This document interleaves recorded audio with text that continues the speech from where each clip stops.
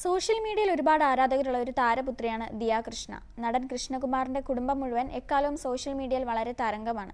വീട്ടിലെല്ലാവർക്കും തന്നെ സ്വന്തമായി യൂട്യൂബ് ചാനലും ഒരുപാട് സബ്സ്ക്രൈബേഴ്സുമുണ്ട്. സിനിമയിൽ അഭിനയിക്കാതെ തന്നെ പ്രശസ്തരായവരാണ് കൃഷ്ണകുമാറിന്റെ മക്കൾ.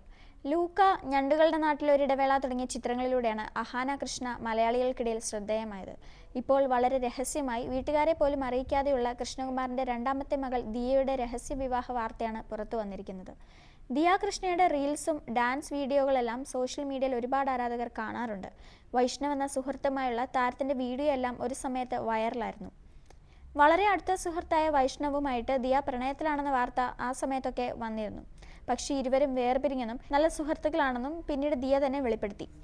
അഭിനയത്തിൽ തന്നെ ശ്രദ്ധ കേന്ദ്രീകരിച്ച് നിലവിൽ വിവാഹം കഴിക്കാൻ താല്പര്യം പ്രകടിപ്പിക്കാത്ത അഹാനയെ കടത്തിവെട്ടിക്കൊണ്ട് ദിയയുടെ വിവാഹ വാർത്തയാണ് ഇപ്പോൾ പുറത്തു വന്നിരിക്കുന്നത്. 2 ദിവസം മുൻപ് താൻ വീണ്ടും പ്രണയത്തിലാണെന്നും താൻ യെസ് പറഞ്ഞെന്ന ഒരു പോസ്റ്റ് ദിയ തന്റെ ഇൻസ്റ്റഗ്രാം അക്കൗണ്ടിൽ പങ്കുവച്ചിരുന്നു. പക്ഷേ ആരാണ് വരൻ എന്നതിന് യാതൊരു സൂചനയും നൽകിയിരുന്നില്ല. പക്ഷേ ദിയയുടെ ഉറ്റ സുഹൃത്തും ട്രാവൽ പാർട്ട്ണറുമായ അശ്വിൻ ഗണേഷ് തന്നെയായിരിക്കും ദിയയുടെ കാമുകനെന്ന് എല്ലാവരും പ്രതീക്ഷിച്ചു. പിന്നാലെ അശ്വിൻ തന്നെ അത് വെളിപ്പെടുത്തുകയും ചെയ്തു.